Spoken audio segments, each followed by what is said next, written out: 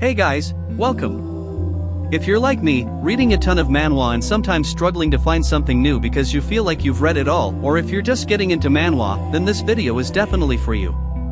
Today, I'm going to be recommending some manhwas under the regression genre. Let's be honest, regression and tower manhwas are probably the most popular genres out there.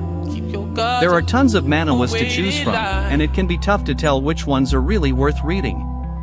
So, I'm going to list a few regression manhwas that I consider either peak or at least worth your time. 1. Return of the Suicidal Battle God / Doombreaker. This manhwa is the definition of peak. It's about this guy, Zephyr, who has to fight supreme beings after the world ends. He loses to the Demon King, but his story is so interesting that the supreme beings decide to give him a second chance. They allow him to go back in time to when he was a slave, so he can redo his life and avoid the mistakes he made in the past.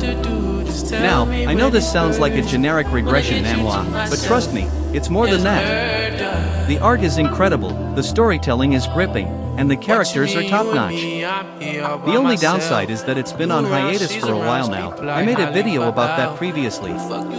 Hopefully, it comes back soon. 2. Childhood Friend of the Zenith. This is one of those manhwas that will make you want to read the novel once you catch up, because you'll be so hyped to know what happens next. It's about a guy named Gu Yentian whose sect is destroyed by a demonic cult. He ends up joining the cult, betraying his family, and becoming a villain. He regrets his actions but is forced to commit many evil acts during the Heavenly Demon's Great War.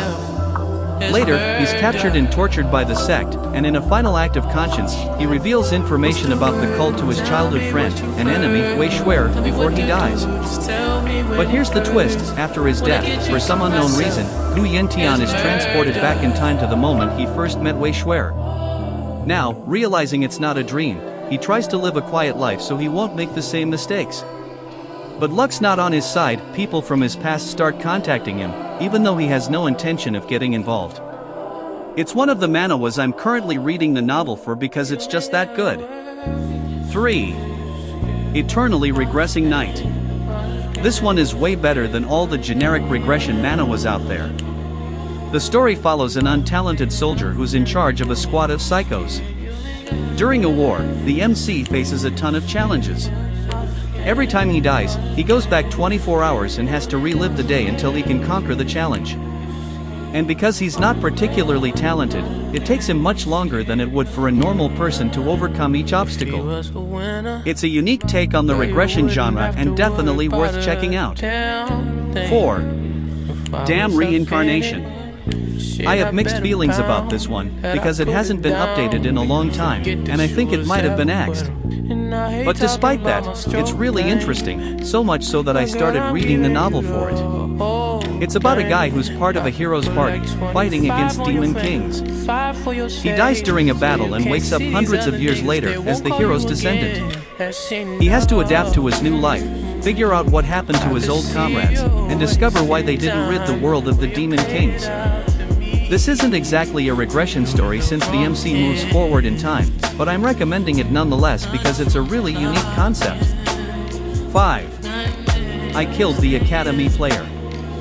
This one is another unique take on the regression genre.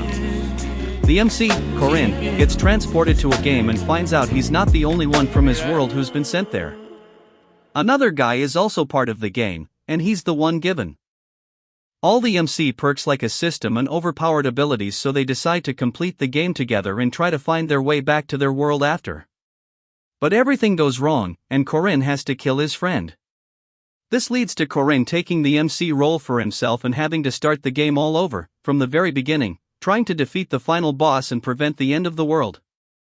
It's a super interesting read, and it was so good that I completed the novel too. UVE reached the end of the video. If you guys have any specific genres you need recommendations for or you want me to review something, just let me know in the comments. Expect more manhwa content from me in the future, and don't forget to like and subscribe. Thanks for watching, and I'll see you in the next one.